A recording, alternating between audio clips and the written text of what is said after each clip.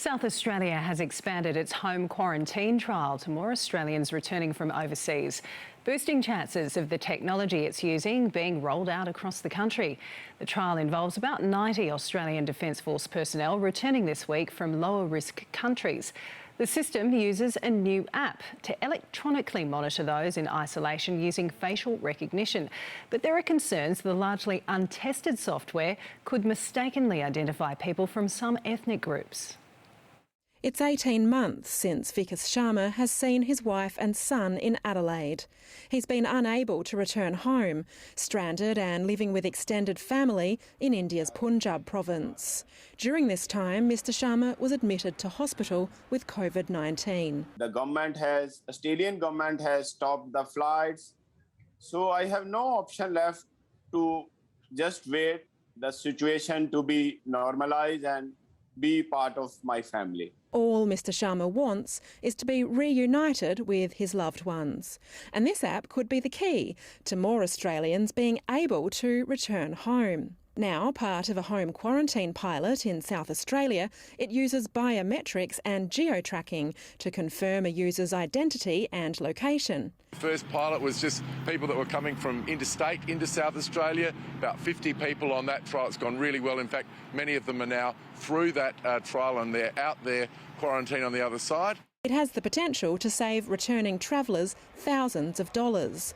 But some are concerned the technology does not accurately recognise diverse communities. Global studies show facial recognition technology is less accurate for some ethnic groups. If I was a person of colour, I would be very concerned about all the false positives that this app would be failing to recognise me, and then the police would be coming around and knocking on my door, that I would be discriminated against by this app. I'm not happy with this app because although I have no other options, so that is why I will be accepted it. Data privacy is another concern, with civil libertarians calling for laws to govern the use, storage and deletion of collected data. I think a national approach would be appropriate, like the legislation that accompanied the COVID Safe app, like the legislation that accompanies the facial recognition when you and I leave this country as we go through immigration.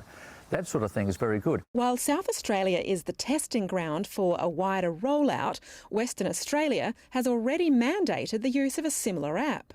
The idea of using an app to avoid hotel quarantine has been welcomed by many. I would have no hesitation. I'd use it in a heartbeat, absolutely, because that would mean that I could be back in Melbourne. We've got tracking cameras all over the place in America. It doesn't bother me. I'm a law-abiding citizen, and if it would allow me to home quarantine. But some say ankle tags would afford better privacy protection. We were promised, for example, with the check-in COVID app, that the data would be entirely private. It wouldn't be used by anyone else. And there have already been a couple of cases where police have tried to access that information to help them solve a crime. The SA government says data is encrypted and kept secure for the duration of the quarantine. The app's privacy statement says the information collected will be destroyed at the end of the pandemic. Peta Doherty, SBS World News.